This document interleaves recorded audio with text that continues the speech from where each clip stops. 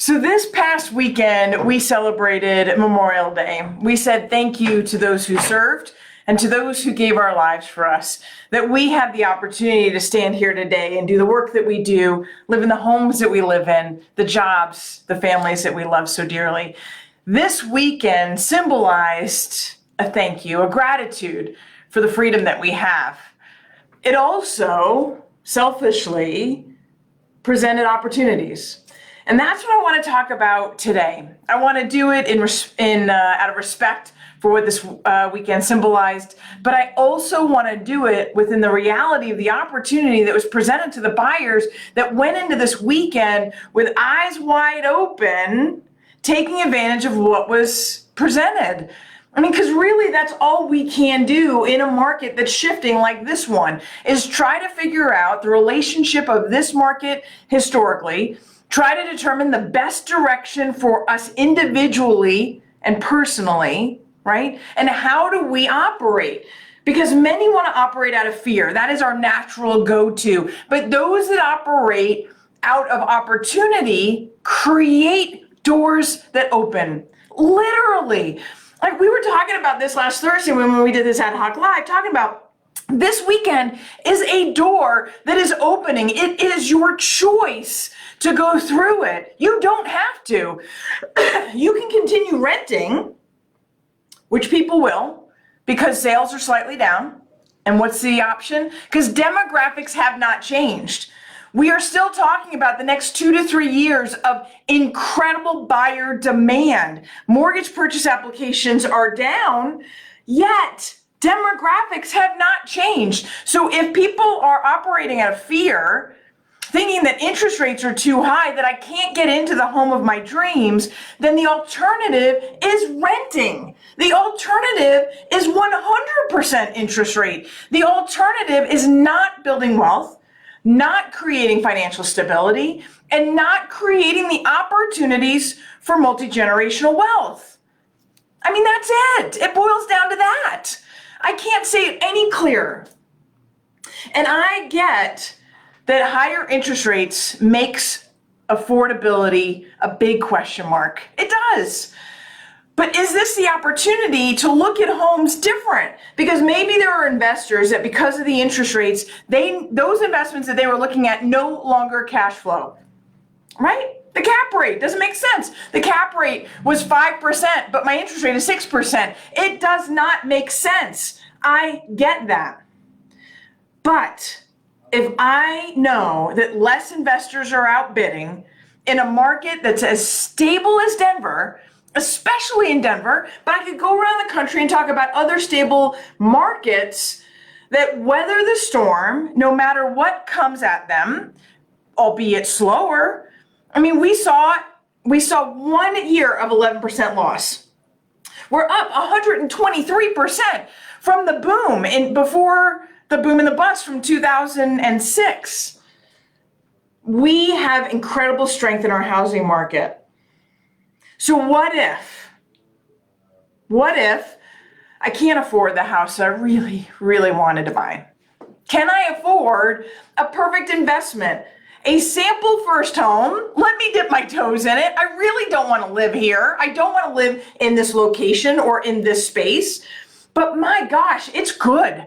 Like it's right near mass transportation. It's right near the kind of stores or work that I would need to get to. It's got great foot traffic opportunities. It could be a really well-priced, perfectly well-priced rental in this market. It could provide a little backyard for Coloradoans who love their dogs. It's a little small, but I could do it for a year and then move into the next one and then move into the next one. And you know what happens between now and then? Interest rates go down. Interest rates will go down because we know we're heading into a recession. We've seen this play out before. Go back to 1978 to 1982 when Volcker had to slam on the brakes, raising the Fed rate, trying to take care of inflation, threw the economy into a spin. Yet, housing still went up 1%. Okay, it's not 21%, just 1. I'll take that all day and twice on Sunday. That made no sense right there. But that's the thing, right? Like, what is the opportunity and what is the opportunity cost? So we are seeing slight increase in active listings. We're not seeing massive increase in new listings, although we are seeing increases in those too, but we're seeing more increases in active listings because we are seeing demand slow down. But if you look at the numbers, I'm going to start comparing this to 2019, right? I read a comparison that mortgage applications are currently at where they were at in 2009. Can't talk this morning. Blah, blah, blah, blah. Not enough coffee, too much coffee. I can go to either end on this one. This morning, it was not enough. But 2009 is what I was trying to say. It doesn't matter. It doesn't matter. Mortgage purchase applications are down to where they were in 2009. Yet we don't have that kind of inventory. We don't even have the inventory that we had in 2018 or 19.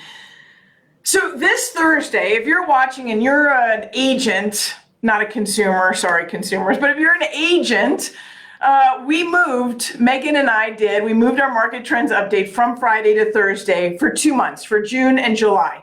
And on the third Thursday, we're going to wrap it into Agent Ignite. Make sure to come to that. If you're a consumer, make sure to come to our Building an Investment Empire the second Thursday of every month. I just didn't want to leave you out, although it wasn't really relevant to it is relevant to my conversation because we're talking about opportunities. We're talking about how do you look past the fact that higher interest rates is creating fear, and that fear also begets opportunity.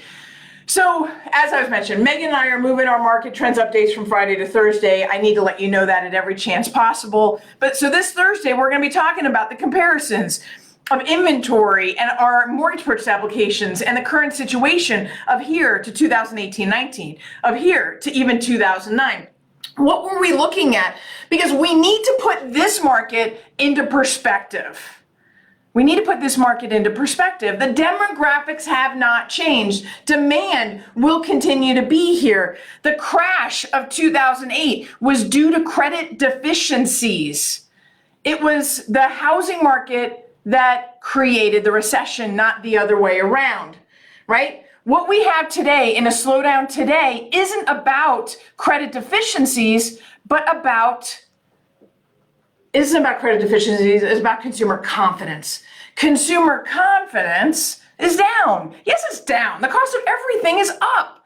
Why wouldn't it be down? It costs more to fill up my gas at the gas tank. It costs me more for my groceries. Yes, it costs more. My gosh, have you been to Costco lately? That little basket of goodies is way more than it used to be. And my kids are out of the house. I can't even justify it. My kids have their own homes though, right? That's the opportunity. Is it too small to live in long term? Sure. Buy it as an investment. These are the kind of situations we're going to continue. So let's just play this out for another minute or two because here's where we're going, right? So today, we're in a position where the market is shifting. Higher interest rates is cooling demand. Supply is coming up. We were in a seasonal increase of supply anyway. Supply is coming up. Some of it just due to lack of demand, not even necessarily an abundance of new inventory, right? Builders are seeing a lot of stress right now. I was reading another article talking about the increase in purchases in lots by the major home builders like D.R. Horton, right? When you're talking about the major home builders, how many more lots they bought in the last 2 years, expecting this frenzy to continue. Yet the frenzy isn't continuing. We are transitioning back to whatever normal looks like, but certainly still less inventory, a tighter market than we had even just a few years ago, just not in the last 2 years. So we have this incredible market. My phone's buzzing and I don't know where it is. Okay. We have this incredible market where we have a little bit more inventory, higher interest rates slowing down demand, giving opportunity to first-time home buyers. I just had the busiest weekend we've had since the year started. Like literally broke records for 2022 this past weekend. We saw incredible applications come on board, and we saw a lot of people going under contract. That opportunity presented because we talked about the door opening. Going forward, as we started talking about, before I got shuffled with my phone ringing, it is a Tuesday after a holiday. You don't have to be on point on these days. It's just a thing.